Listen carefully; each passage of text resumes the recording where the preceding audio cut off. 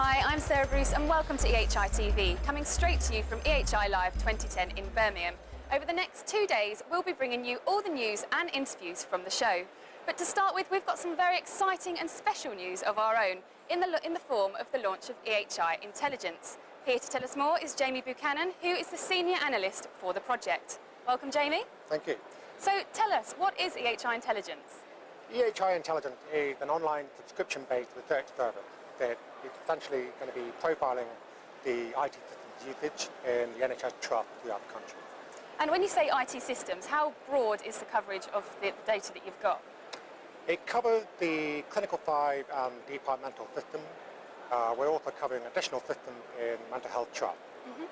So who is this actually targeted at? Is it targeted to help trusts, or is it for suppliers, or...?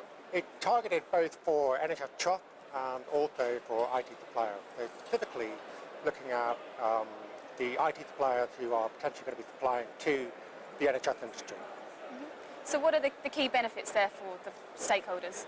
The key benefit for IT suppliers is that by having access to the service, it gives them the opportunity to pinpoint market opportunity. It gives them a much higher sense of clarity in potential contracts that are up for exploration.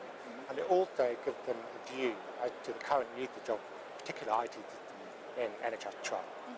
And what about trusts? I mean, presumably this is the first kind of database where they can see what's going on in other trusts. Is that good for partnerships and that kind of thing? That's right. NHS Trust, we're giving them complimentary access to the service, and it enables them to really have a higher degree of transparency and also to benchmark themselves. So by seeing the prevalence of IT systems and suppliers that are supplying to the NHS Trust, it gives them a much higher understanding of who's actually out there and who's supplying to the industry. And what about suppliers though? Surely they can go to trusts and just get this information themselves, or is it not as simple as that? Well, look, it is as simple as that, but the truth is that we have spent a huge amount of time in researching and validating the information.